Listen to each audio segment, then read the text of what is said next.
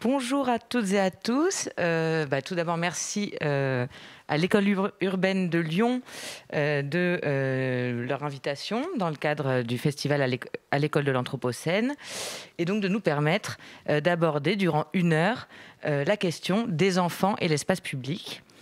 Donc, durant cette séquence, nous reviendrons sur 2 expériences, expériences d'ateliers pédagogiques, de sensibilisation à l'architecture et à la ville, sur la ville, menées de manière concomitante au Venezuela par l'organisation Trazando Espacios et en France par le collectif Pourquoi pas.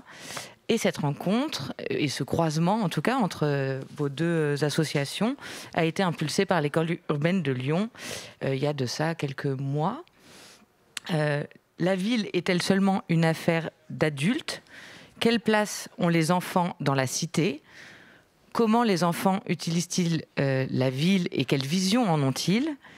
Comment mieux intégrer l'enfant dans l'aménagement des espaces publics urbains ? Ce sont notamment ces questions que soulèvent les ateliers que vous avez menés à Petare, à côté de Caracas, au Venezuela, et à Bron, ici, tout près de Lyon, auprès de groupes d'élèves de 11 à 13 ans. Alors, d'un côté, ça a été l'aménagement d'un parc pour l'école Nuestra Señora del Encuentro, à Petare, et de l'autre, le développement d'idées pour la ville de demain, au collège Théodore Monod de Bron. Et donc, les jeunes participants ont eu l'occasion de réfléchir, mais aussi de créer, et de réfléchir donc sur ce que signifie pour eux l'espace public, notamment au temps de la pandémie et aussi, bien sûr, pour les années à venir. Sans plus tarder, je vais présenter quand même les gens qui sont autour de moi et puis les demoiselles qui sont de l'autre côté de l'Atlantique. Alors, pour représenter le collectif Pourquoi pas, Alina Garkoucha, à ma droite, architecte urbaniste. Alina, tu as rejoint l'équipe du collectif en 2018 et donc tu travailles depuis 2019 sur le projet d'animation des ateliers du collège de Bron. Tu développes en parallèle une activité artisanale personnelle que tu mets bien sûr à profit dans ces ateliers. Lorraine Massoni, à ma gauche, architecte. Toi, tu as intégré le collectif en 2017 et tu es co-référente du projet depuis 2014. Sarah Pourchet, tu es enseignante et tu as intégré l'équipe d'histoire-géographie du collège Théodore Monod à Bron en 2012. Et tu suis ces ateliers et tu collabores avec le collectif depuis 6 ans sur différents thèmes, donc la densité, les formes d'habitat, l'aménagement des espaces publics ou encore l'étude du mobilier urbain plus récemment. Maxime Boissière, tu es professeur de français depuis la rentrée 2019 au collège et c'était pour toi la première fois que tu travaillais avec le collectif et avec les actrices du projet Bron Caracas. Et donc avec ta classe de 6e, tu vas amener tes élèves à réfléchir et à écrire sur la transformation de l'espace public par l'imagination et la poésie. Tu nous en reparleras. Donc en direct de Caracas, Adriana Russian, tu es vénézuélienne, architecte. Tu enseignes aussi dans le cursus Histoire et critique de l'architecture de l'Université centrale du Venezuela. Et tu es aujourd'hui facilitatrice pour l'ONG Trazando Espacios et tu exerces aussi à côté l'architecture. Natalia Armas, que je ne vois pas, mais qui doit être par là, vénézuélienne aussi, urbaniste, diplômée de l'université Simon Bolivar. Et toi, ça fait 10 ans que tu travailles avec des enfants de 5 à 15 ans et que tu développes des outils d'éducation expérimentale au Venezuela et au Mexique. Et tu es aujourd'hui directrice générale de Trazando Espacios. Je vais peut-être tout de suite donc laisser la parole aux filles du collectif Pourquoi pas pour présenter un peu votre association et puis je ferai la même chose, laisserai la parole au Venezuela pour nous présenter l'organisation Trazando Espacios. Alors je vais vous présenter donc le collectif Pourquoi pas, donc Alina pour rappel. Le collectif a été créé en 2014 par des jeunes diplômés de l'école d'architecture de Lyon. Le collectif s'est directement implanté à Vaux-en-Velin, dans le quartier du Mas du Taureau, pour commencer une permanence architecturale et travailler avec les habitants sur la ville et sur les biens communs. Aujourd'hui, le collectif regroupe des architectes, des urbanistes, des paysagistes et tout un réseau d'adhérents pour s'interroger et imaginer de faire la ville en commun. L'une des spécificités du collectif, c'est aussi de travailler sur la sensibilisation et notamment en milieu scolaire avec des jeunes publics. Et donc dans ce cadre, on intervient à Bron depuis maintenant 6 ans. Donc chaque année, il y a une nouvelle thématique, un nouveau projet qui est mené. Et du coup, cette année, l'occasion pour nous de développer un projet en parallèle avec Caracas, enfin Petare et Bron, pour interroger la ville de demain. Donc on a travaillé pour ça avec les 6e rouges, des super élèves et des super professeurs. Voilà pour moi. Trazando espacios.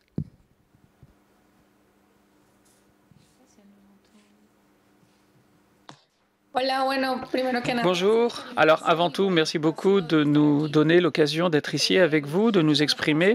Alors, Trazando Espacios, traçant les espaces, c'est une ONG qui travaille pour le bien commun, pour le développement du sens de l'appartenance, dans une démarche participative. Notre association fait suite à une thèse de notre présidente fondatrice, Cristina Vargas, qui nous a donné l'occasion de nous exprimer ici et de mettre en place une méthode que les communautés peuvent suivre là où elles vivent pour analyser la situation et voir les opportunités de transformation et imaginer les espaces qu'elles désirent, des espaces qui parfois sont abandonnés, ne sont plus utilisés, et que ces populations soient les protagonistes de la transformation pour le bien commun. Donc, après avoir remporté le prix de la meilleure thèse, elle a fondé en 2014 Trazando Espacios, une organisation qui a beaucoup grandi depuis, qui a perfectionné sa méthode, et nous avons pu travailler avec plus de 15 000 enfants et adolescents dans tout le pays. Nous avons transformé 4 000 m² d'espace public et nous avons travaillé dans 34 communautés au Venezuela. Cela nous a donné également l'occasion d'appliquer cette méthodologie aussi en Inde, au Chili, aux États-Unis d'Amérique. Et pour le moment, nous sommes basés au Venezuela. Merci beaucoup. Peut-être avant de rentrer dans le vif des projets, évidemment, de toute évidence, les 2 expériences que vous avez menées, même si on le verra, il y a des méthodologies similaires, vous avez mené ces expériences sur 2 territoires bien distincts, Petare d'un côté, Bron de l'autre, qui n'offrent forcément pas aux enfants les mêmes conditions d'existence. Est-ce que peut-être les professeurs, mais pourriez-vous revenir sur les caractéristiques de Bron, qu'est-ce que c'est que ce territoire et peut-être sur le collège aussi en particulier. Et je demanderai la même chose à Trazando Espacios. Alors, la commune de Bron, c'est une commune de la banlieue de l'agglomération lyonnaise, une commune qui s'est développée surtout dans le XXe siècle. À la base, c'était un territoire qui était plutôt un territoire agricole. À partir des années 1950, Bron s'est fait connaître au niveau national avec la construction des premiers UC, les unités de construction. Donc en fait, à partir de 1957, c'est les premiers grands ensembles qu'on trouve en France. Donc ces grands ensembles, ces bâtiments, ces tours, ces bars, qui concentrent une densité d'habitat très très très très importante et qui formaient un tout homogène avec l'UC1, l'UC2 jusqu'à l'UC7 et même l'UC8, non, je ne sais plus.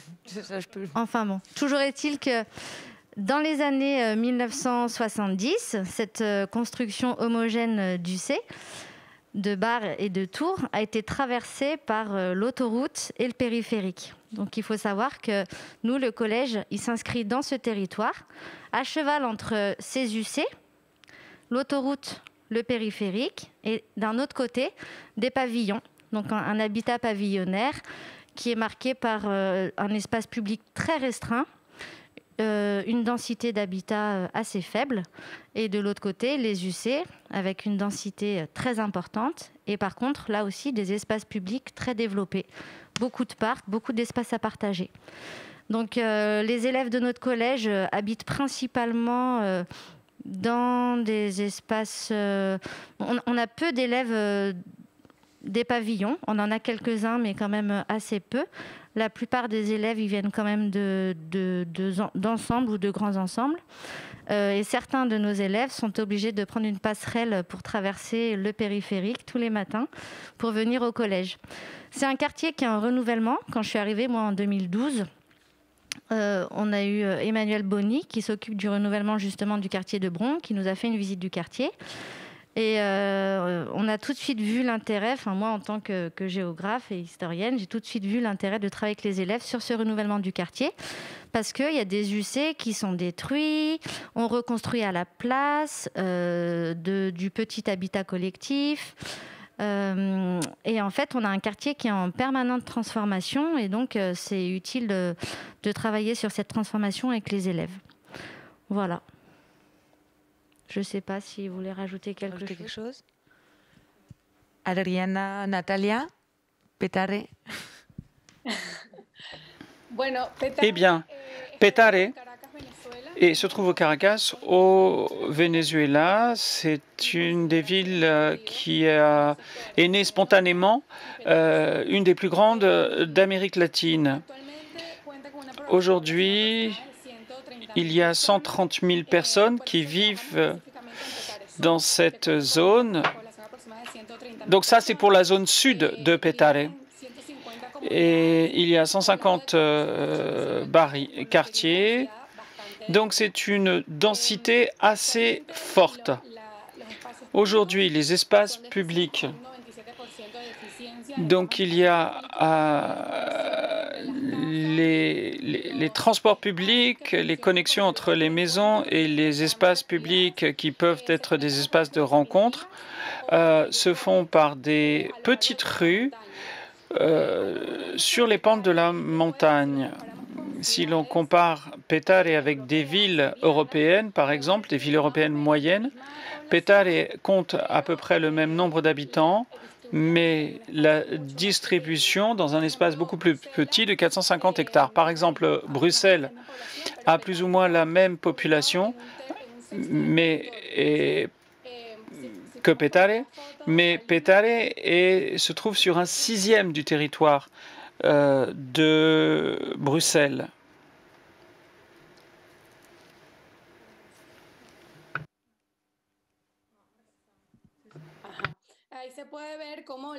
Et on peut voir comment les rues, les espaces sont totalement différents de ce que l'on peut trouver dans une ville européenne. Et nous avons en l'occurrence la comparaison avec la ville de Madrid, de Lyon et de Bron. Et les espaces de jeu pour les enfants qui étaient au centre de notre projet sont des trottoirs ou des rues, des impasses, où ils jouent au football ou à un autre sport ou activité, parmi d'autres activités qui ont lieu dans le même espace simultanément. Alors, est-ce que tu veux rajouter quelque chose? Bien, je crois que c'est important de dresser cette comparaison dans le sens où l'on voit la différence des espaces urbains. Par exemple, pour Bron ou pour Petare, c'est beaucoup plus organique, beaucoup plus récent. Et en soi, on peut voir un changement intéressant dans l'environnement de la ville parce qu'il y a des choses qui ont l'air d'être prêts. Et dans le travail au sein de la communauté, souvent, les habitants ne se sentent pas appartenir à un espace ou à un autre, mais plutôt à celui de leur communauté.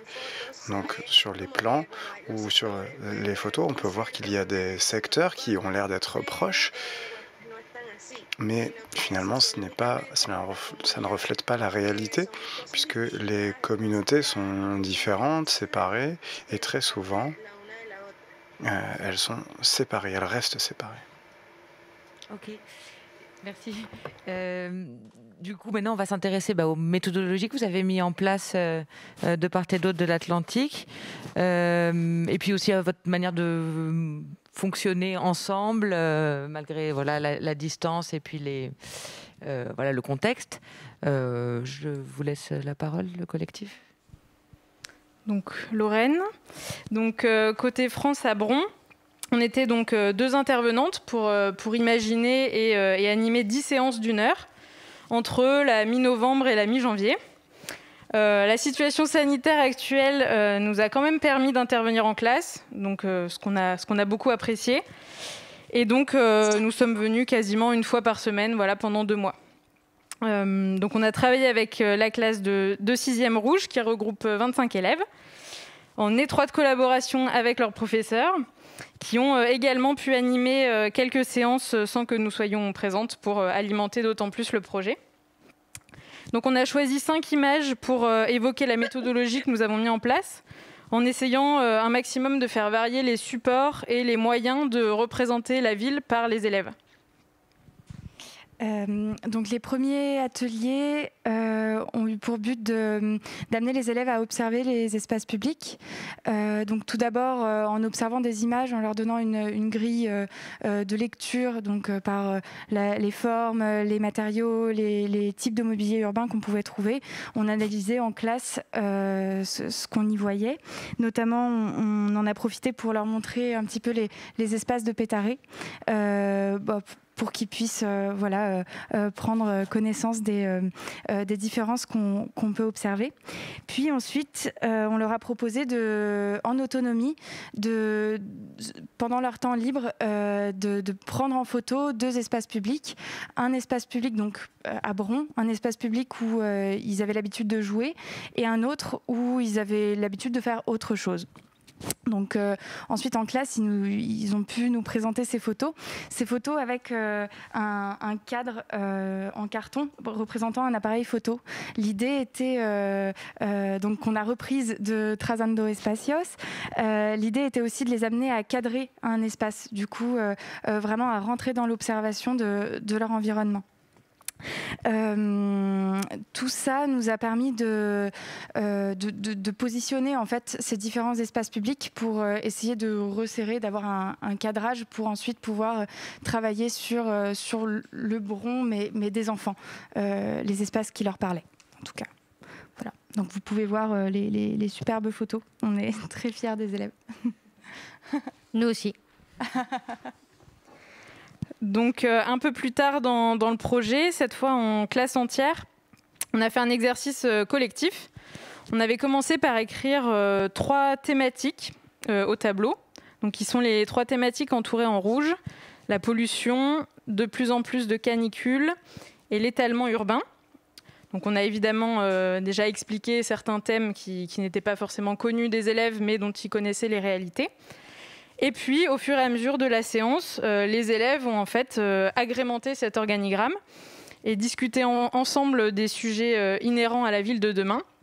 Et on a obtenu à la fin de la séance cet organigramme avec beaucoup de thématiques, des thématiques certaines reliées entre elles, qui s'influencent plus ou moins. Sur la ville de demain d'ici 2040. Ensuite, et là les professeurs nous ont beaucoup aidés parce que c'est une séance qu'ils ont animée sans nous. L'idée était de positionner des questionnements qu'ils avaient pu retirer en fait de ce tableau-là, de ce qu'on vient de voir. Quelques questions qui puissent être spatialisées sur la carte de Bron et sur des espaces en particulier. Donc les amas en fait, de questions nous ont permis aussi vraiment de resserrer les cadrages. Donc, on a eu des questionnements autour du collège, des questionnements autour de l'UC1, donc la barre qui fait face au boulevard périphérique. On a eu... Qui est en train, pardon, d'être détruite. Oui, donc c'est important. On a eu des questionnements aussi par rapport aux maisons individuelles, d'où l'idée de les faire travailler sur une maison écologique. Et puis, enfin, ah oui, et le parc. Et sur le parc, du coup, les usages dans un nouvel espace, un espace ouvert, un espace public. Voilà. Donc, du coup, relié à toutes ces thématiques, les élèves avaient aussi fait un travail, alors là, par duo ou trio, un petit travail de recherche, afin justement d'approfondir ces thématiques et de proposer des solutions, des pistes concrètes pour participer à la ville de demain. Et nous avons abouti du coup à quatre grosses maquettes, donc, dont Alina vient d'évoquer les thèmes. Il y avait également un groupe qui s'est occupé des énergies renouvelables et qui n'a pas produit à lui seul une maquette, mais qui a contribué à alimenter les quatre maquettes des autres groupes. Juste avant de passer à l'étape de la maquette, il y avait un petit temps aussi de dessin ensemble, voilà, par groupe de 5, pour essayer déjà d'imaginer la future maquette. Et puis ensuite, elle a été réalisée à partir de matériaux recyclés et également de matériaux que souhaitaient incorporer les élèves, et notamment des végétaux.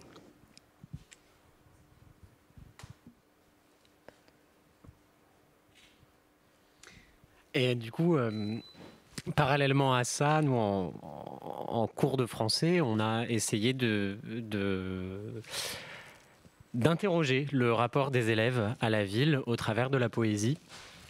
En fait, on a essayé de se demander comment est-ce qu'on pouvait parler de la ville et surtout comment est-ce qu'on pouvait dire le quotidien d'une ville au travers d'une langue poétique.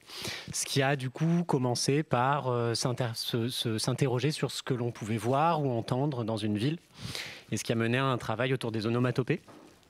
Notamment, alors les élèves ont essayé de retranscrire les sons qu'ils entendaient dans la rue, dans leur quartier, et de leur donner par le son et plus que par le sens une forme écrite. Et puis de fil en aiguille, on a essayé voilà, tout simplement d'interroger leur rapport au monde, au quartier dans lequel ils vivaient, dans un premier temps. Et dans un deuxième temps, comment ils le verraient demain. Comment est-ce qu'ils pensaient pouvoir l'améliorer.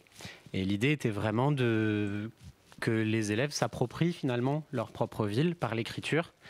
Ça nous a amené à avoir énormément de propos extrêmement pertinents des élèves sur leur propre ville, sur ce qu'ils voyaient de leur propre ville, et puis surtout de proposer des choses parfois extrêmement fantaisistes, mais toujours extrêmement belles sur ce qu'ils voulaient voir dans leur ville demain. Et voilà, ce qui a donné lieu donc à ce texte qui est un condensé de tous les travaux des élèves et qui finalement, je trouve en tout cas, reprend très bien l'âme un peu de ce qu'ils ont voulu amener à ce travail écrit. On vous invite notamment pour voir les poèmes écrits par chaque élève et illustrés en plus, et également la lecture faite par l'ensemble de la classe de ce poème. N'hésitez pas à aller sur la page Tumblr, le blog qu'on a mis en place entre Bron et Caracas pour échanger toute la matière qui a permis d'alimenter le projet. Natalia, Adriana, vous pouvez revenir, vous, sur votre expérience à Petare, enfin, sur ce que vous avez pu mettre en place avec les enfants? Eh bien, pour ce projet, on a dû s'organiser au départ, puisque c'était un projet qui devait débuter au mois de mars. Et avec la quarantaine et la pandémie, il a fallu revoir notre plan d'action à distance et en ligne. Et au départ, chaque facilitatrice a préparé une série de cours préenregistrés avec du matériel et des outils digitaux ou numériques comme Telegram, l'application Telegram ou WhatsApp. Et l'objectif, c'était de concevoir le parc du collège qui fait d'ailleurs partie d'un projet plus large de l'association civile de Potepui au Venezuela et qui a pu être inclus à ce projet à Petare. Et donc ce projet de Trazando Espacios nous a permis aussi de rajouter la conception de ce parc avec 76 élèves de 6e. Donc on leur a demandé comment ils imaginaient ce parc, aussi bien pour les élèves que pour les professeurs, etc. Et comment cela pouvait servir à la communauté. Et donc c'est vraiment une approche participative. Et nous avons fourni des outils d'architecture aux élèves. Nous les avons sensibilisés au fait d'imaginer les choses, imaginer cet espace, sans pouvoir travailler sur le terrain. On a pu les aider à s'imaginer ce qui pouvait se passer dans ce parc, quels étaient les éléments qu'ils souhaitaient y retrouver. Et on a pu inclure progressivement les avis de chacun. On a travaillé sur Google Form, par exemple. On a demandé l'avis de toutes les personnes qui pourraient utiliser ces espaces. Donc on a essayé d'inclure les enfants. Et donc, pour utiliser ces informations, il a fallu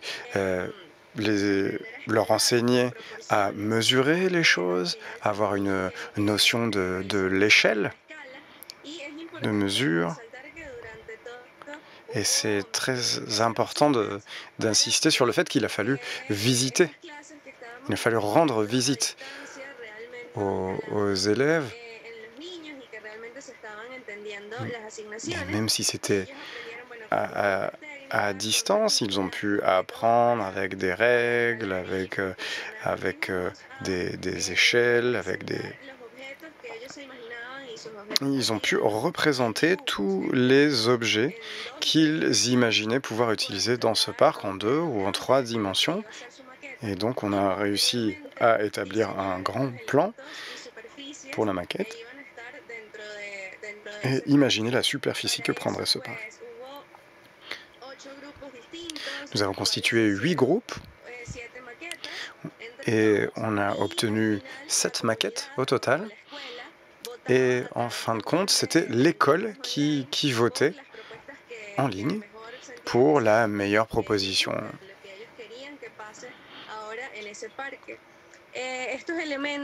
Tous ces éléments que vous voyez ici sur les photos sont les éléments qui ont été créés par les enfants avec des matériaux recyclés.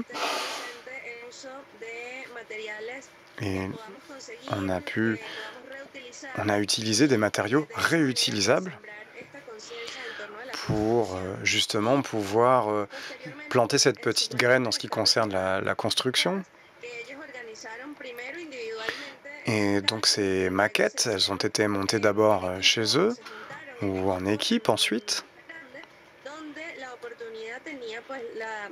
Et donc la communauté a pu voter pour la maquette, pas pour la maquette gagnante, mais pour le projet qui représenterait le mieux le parc qui correspondrait à leurs envies, aux envies de la communauté. Là, on a les exemples on peut voir les photos des maquettes.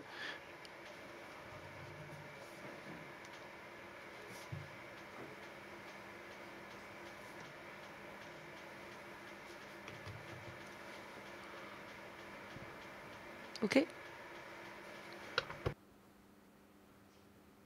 Natalia, tu veux rajouter quelque chose? Non, Non, j'aimerais simplement compléter et vous dire que l'intérêt de ce projet, comme ça vient d'être dit, c'était que ce soit un parc pour tout le monde. Mais ce qui était intéressant aussi, c'est que cet espace a été utilisé pendant les moments de travail scolaire, mais ça a été utilisé par toute la communauté. Donc l'impact va au-delà de simplement la communauté scolaire. Donc ça touche environ 1000 personnes. Donc je considère que ce processus participatif a été très important. Et l'étape suivante de construction de ce parc générera un bien non seulement pour les enfants, mais aussi pour les adultes qui vont pouvoir se responsabiliser pour distribuer et répartir les activités au sein de la communauté. Les enfants? Oui, ça c'est un texte que l'une des élèves a écrit en ce qui concerne l'imagination de la ville du futur, puisque l'on a parlé du concept d'anthropocène dans nos activités quotidiennes et leur impact sur la planète. Alors là, on vous l'a traduit en français. Moi, malheureusement, je ne comprends pas le français. On l'a traduit pour que vous puissiez comprendre. Donc là, on parle d'énergie renouvelable, on parle du compost, de le recyclage du plastique, du verre, du bois pour la construction d'habitations ou d'éléments du parc ou des promenades dans la ville. Et elle a même dessiné.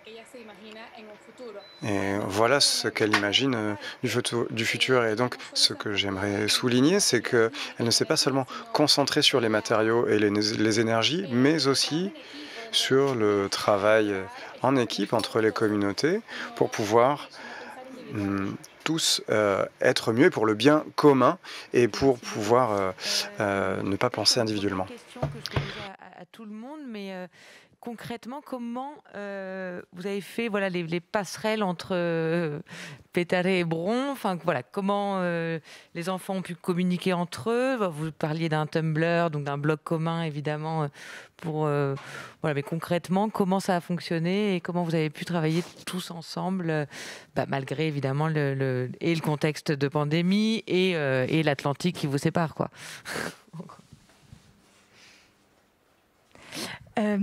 Alors, il a fallu mettre en place alors forcément, c'est passé par beaucoup de visio, de mails, d'échanges, puisqu'on a construit le projet au fur et à mesure. Enfin, c'était un processus assez itératif.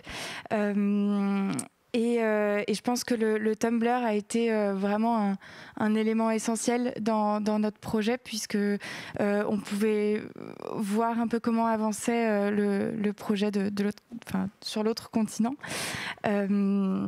Voilà. Après, les limites ont été que notre projet s'est pas forcément fait sur le même temps. Nous, on a commencé mi-novembre, donc en fait, il y avait déjà beaucoup de choses qui avaient été faites par les filles, par Trazando Espacios. Du coup, voilà, c'était à chaque fois, il fallait un petit peu s'adapter, mais je pense que c'était hyper bénéfique, même en termes de méthodologie. Enfin, nous, on a beaucoup appris des filles de Trazando Espacios. Et vous, Natalia, Adriana? Esta es la pregunta de cómo nos preparamos, ¿no? La question, c'est de savoir comment on s'est préparé, c'est ça, hein? Eh bien, comme l'a dit Adriana, nous devions commencer en mars et à cause de la pandémie, nous avons dû suspendre et puis ensuite décaler. Et donc avec cette offre de collaboration avec Pourquoi pas nous a paru très très intéressante, même si on travaille de façon différente, mais il y avait quand même des points de synergie. Et je pense que l'une des choses fondamentales était de trouver, avant de débuter, les points sur lesquels nous pouvions travailler ensemble et partager et nous apporter les uns aux autres, en dépit de notre planning. Et donc, évidemment, Alina en parlait, le Tumblr était vraiment très important, déjà pour nous, mais ensuite pour que les enfants puissent voir, partager et comprendre que la différence de délai ne nous permettait pas de travailler de façon aussi fluide que souhaité. Et bon, les enfants ont pu voir les choses, les lire en espagnol, en français et en anglais, donc peu importe où ils se trouvaient, ils pouvaient le comprendre. Et je pense qu'un autre point très important a été la communication constante établie entre Pourquoi pas et nous-mêmes pour pouvoir comprendre quel était le processus dans lequel nous nous trouvions, parce que cette situation de quarantaine nous faisait changer un petit peu de dynamique, de délai à chaque fois. Parfois, les cours étaient annulés ou on ne pouvait pas se rendre à des visites en présentiel que l'on avait prévues. Donc ça a été très enrichissant d'un côté comme de l'autre, nous en tant qu'organisation, mais aussi pour les élèves.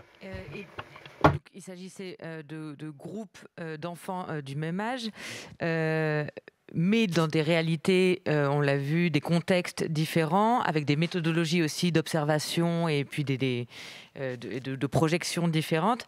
Mais est-ce que vous avez pu noter, au vu des résultats que vous avez pu obtenir avec les enfants, des propositions, des projections communes de leur part au Venezuela et en France? Et est-ce que du coup, la question qui en découle, mais est-ce que le prisme de l'Anthropocène était peut-être opérant pour les deux communautés? Alors oui, malgré le fait que entre la France et le Venezuela, les enfants n'ont pas le même cadre de vie, la même relation avec la ville, les mêmes moyens aussi de participer au projet. On le voit bien Natalia a évoqué certaines idées qui ont été traduites par les maquettes qu'ont fait les élèves à Petare. Nous, on est moins rentrés dans le détail, mais en tout cas, les thématiques se rejoignent. Le questionnement sur la construction de la ville et la construction du bâti, avec quels matériaux les enfants ont envie de construire à l'avenir, donc des matériaux naturels, des matériaux sains, essayer de changer un petit peu les mentalités.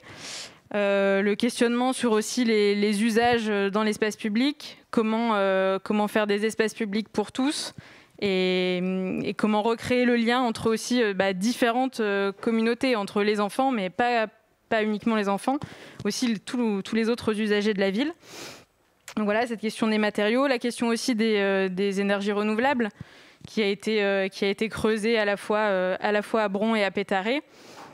Donc voilà, on a quand même beaucoup de passerelles, d'idées communes que les enfants ont eu envie de mettre dans leur ville de demain, que la ville soit en France ou au Venezuela. Et côté Tratando Espacios, vous l'avez ressenti aussi?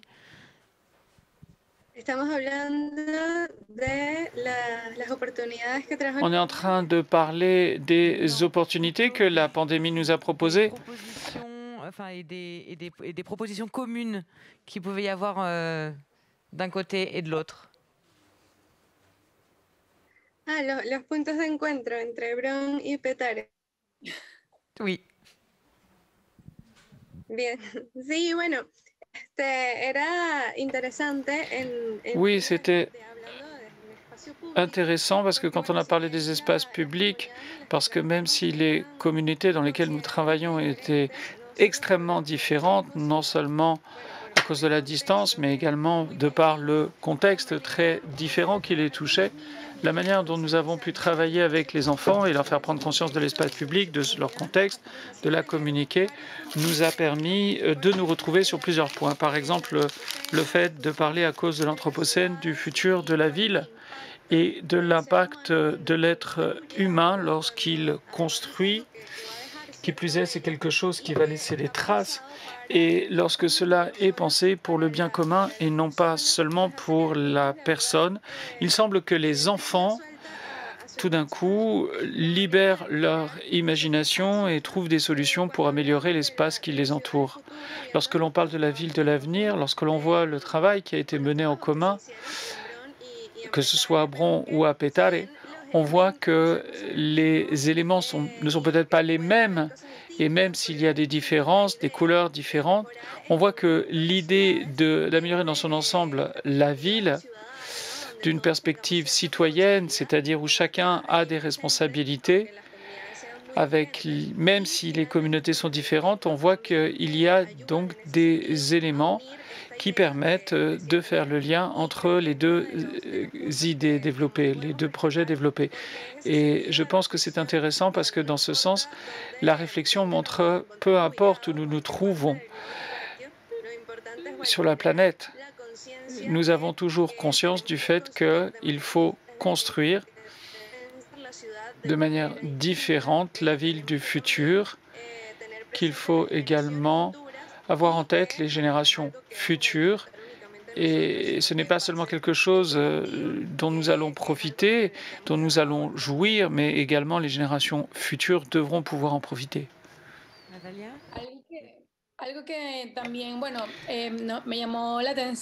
Quelque chose également qui m'a frappé, c'est que nous avons travaillé avec les mêmes groupes et malgré que, comme l'a dit Adriana, les réalités sont très différentes, si nous rentrons dans le détail des propositions des deux groupes toujours, on voit qu'en fin de compte, ces groupes cherchent des espaces où ils peuvent jouer, où ils peuvent se retrouver.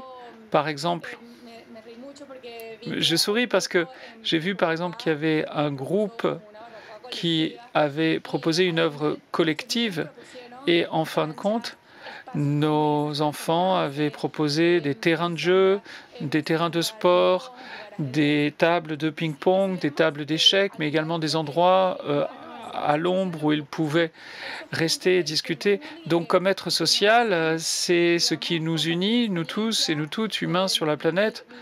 Il s'agit de vivre des moments de bonheur, des moments où l'on rit, et on se rend compte que, en fait, peu importe la situation, nous avons toujours besoin de l'autre pour améliorer nos vies. Mais du coup, dans ce contexte de pandémie, on a l'impression que dans les propositions des enfants, soit ils n'y pensent pas, ils ne veulent pas le...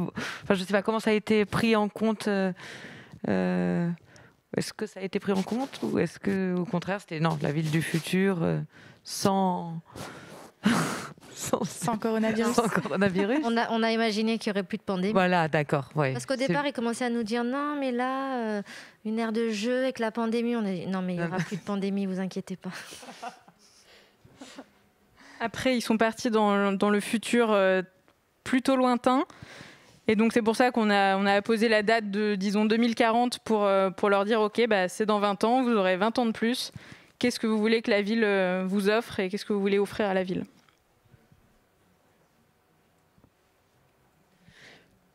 Les filles, vous voulez peut-être réagir sur cette question du contexte pandémique et du regard que les enfants portent là-dessus, etc.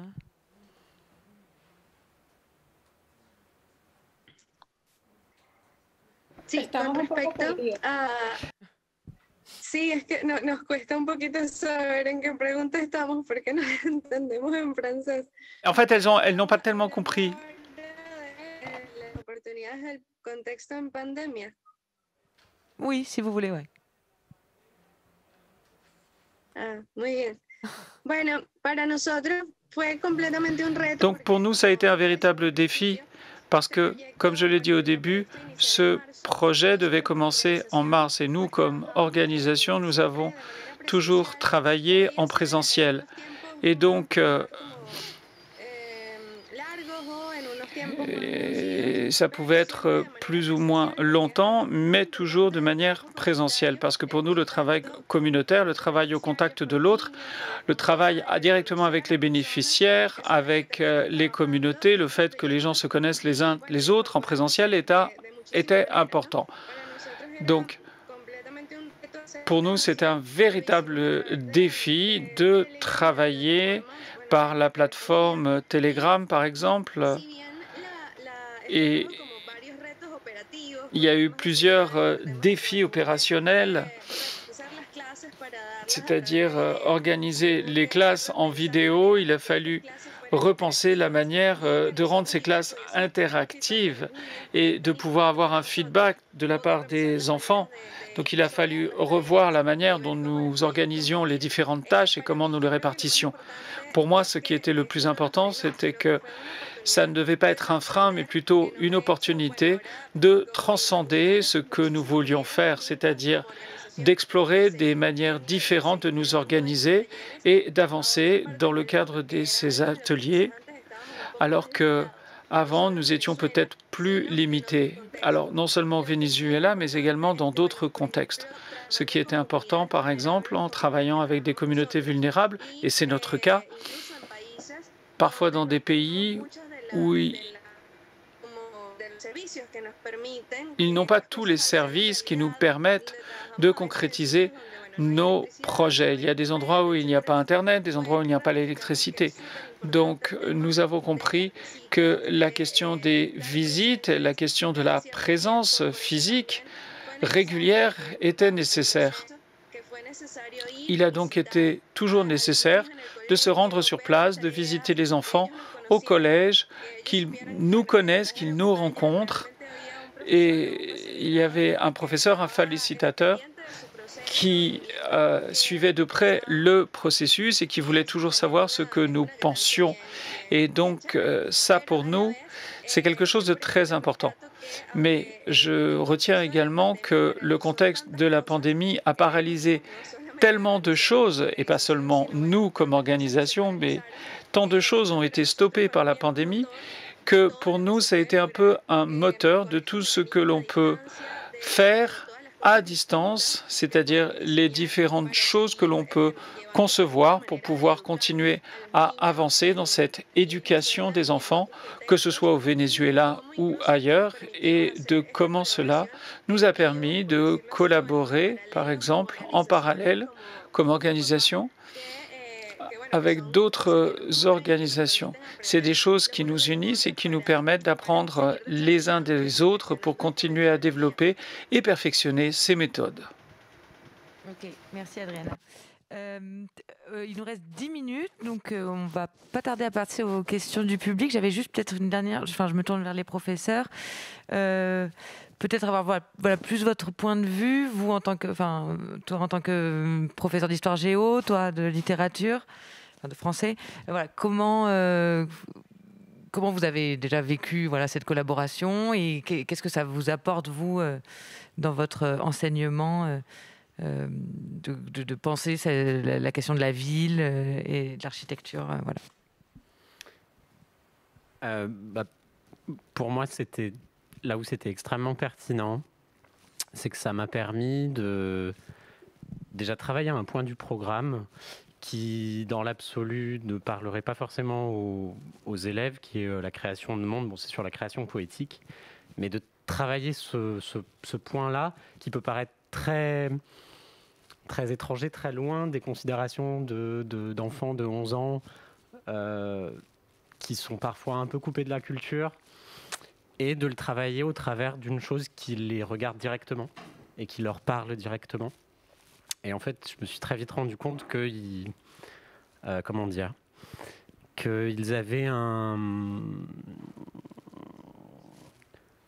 une vision en fait très très claire de ce que pouvait leur apporter la poésie, tout ça, de ce que ça pouvait leur faire, ce que ça pouvait leur ouvrir, tout simplement. De travailler sur des choses en fait qu'ils connaissaient sans forcément s'en rendre compte, puisqu'ils n'avaient pas forcément une idée très précise de l'espace public, de ce qui les entourait. Ils ne savaient pas forcément mettre des mots dessus, et puis très rapidement, ils ont raccroché ça à des choses extrêmement pertinentes et qu'ils connaissaient. Donc je pense que pour moi l'intérêt, ça a vraiment été de leur permettre d'accéder à des choses qu'ils ne connaissaient pas du tout. Enfin, je veux dire, ça leur parlait pas, des allitérations, des assonances, des onomatopées, des choses, bon bref. Et en fait, ils se rendaient très vite compte qu'en s'intéressant à des choses qui les entouraient directement et qu'ils connaissaient très bien, en fait, eh bien, ils avaient énormément de choses à dire et ils avaient une créativité poétique qui était complètement folle. On a vraiment eu des travaux, mais qui étaient bluffants, vraiment bluffants. Voilà. Moi, j'allais dire la question elle est vite répondue. Mais Tu l'as un peu dit, tu l'as un peu évoqué tout à l'heure. En fait, bon, déjà, en géographie, en 6e, on travaille sur la ville. On travaille sur le fait d'habiter les métropoles. Donc, il y a un point du programme qui s'appelle la ville de demain. Donc, de manière très terre-à-terre, ça rentrait complètement dans mon programme de géographie, le travail sur la ville de demain. Disons que ce chapitre, je pense qu'on l'a bien abordé et on l'a travaillé par le biais de compétences que j'aurais pas forcément travaillé de la même manière en classe. Là, on a travaillé sur le fait de collaborer, le fait de prendre la parole à l'oral devant toute la classe, le fait de faire un travail de recherche individuelle. Donc, c'est des compétences que j'aurais peut-être mobilisé d'autres compétences en le faisant de manière plus traditionnelle en classe. Deuxième point, c'est que les élèves ils vivent dans un quartier qui est en renouvellement. Donc les élèves, ils voient le quartier se transformer. Les élèves ont des questions, ils se posent des questions. Moi, quand je suis arrivée en 2012, j'avais encore des élèves qui habitaient dans l'UC1 qui maintenant est en train d'être dépecés. Donc ils ont des questions, ils ont besoin d'avoir des réponses. Et le fait de travailler sur tous les enjeux liés à la ville de demain, les enjeux sociaux, économiques, environnementaux, ça leur donne des clés de lecture pour comprendre comment leur quartier se transforme et surtout pourquoi. Et troisième chose, c'est que je le vis depuis quelques années, mener un projet de classe, c'est très très très enrichissant pour tout le monde.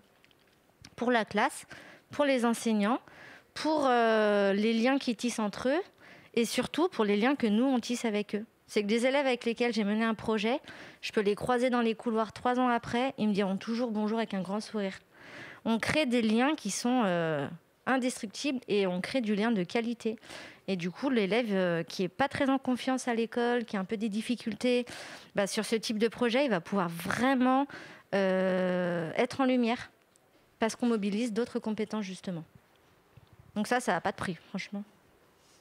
Et même entre eux, au niveau de la classe, ils ont tous trouvé un sens extrêmement fort à faire ça, je pense. Et ça les a énormément rapprochés, je pense, quand on les voyait faire. Quand ils sortent des séances, ils nous disent merci. Ils sont contents, quoi.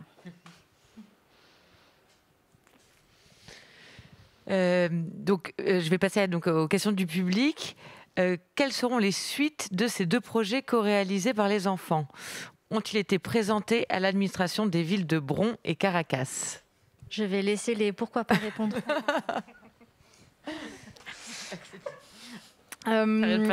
Donc, par le passé, nos 5 années précédentes d'expérience et de projets au collège Théodore Monod étaient soutenues par la ville. Cette année, nous avons eu un silence radio de leur part, donc nous, on a voulu continuer. Donc voilà, merci à l'école urbaine d'avoir permis cela. On espère évidemment y donner une suite, notamment avec Archipel, la maison de l'architecture.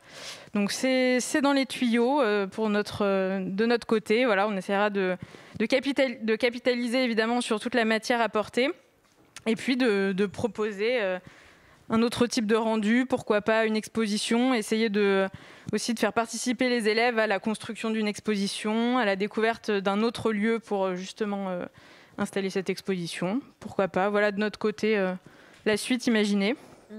Et pourquoi pas creuser du coup avec, sur la matière qu'ils ont déjà mis en avant, pourquoi pas aller plus loin en fait, et puis réfléchir plus en détail avec peut-être d'autres problématiques, enfin concrétiser en fait le début de ce travail-là. Et du coup, côté Caracas, on vous laisse du coup le mot de la fin avec cette question. Les suites pour ce projet, et est-ce que vous avez pu le présenter à la ville, à Petare ou à Caracas?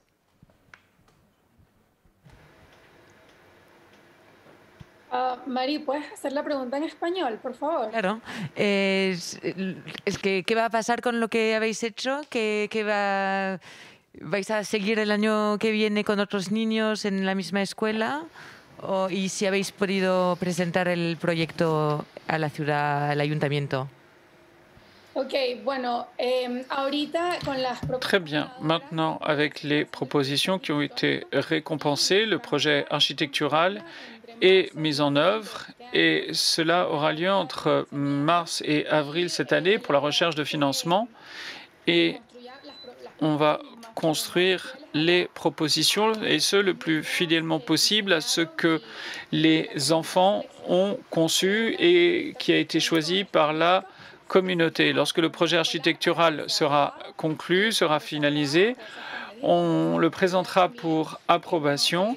Une autre idée également, c'est penser à construire tout cela avec du matériel recyclé, réutilisé, impliquer tous les enfants, des plus petits jusqu'à des enfants de 15-16 ans.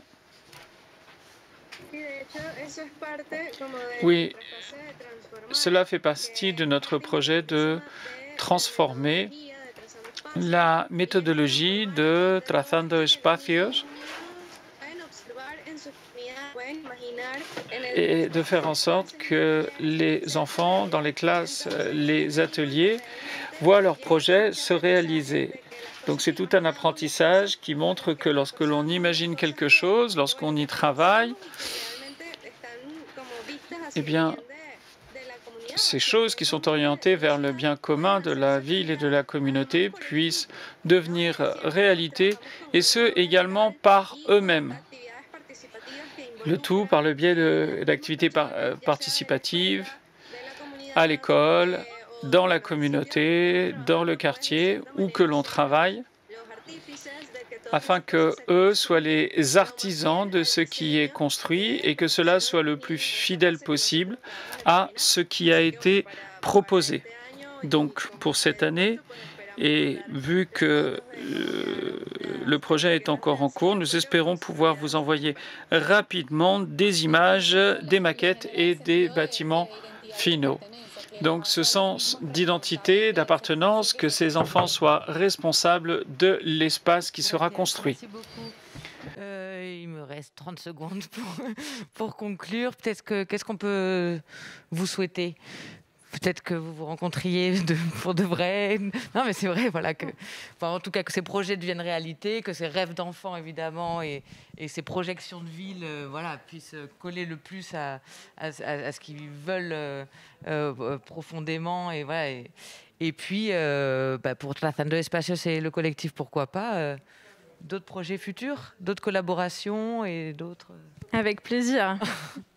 On se mettra à apprendre l'espagnol, peut-être. Voilà. Merci infiniment à tout le monde. Merci à tous. Merci.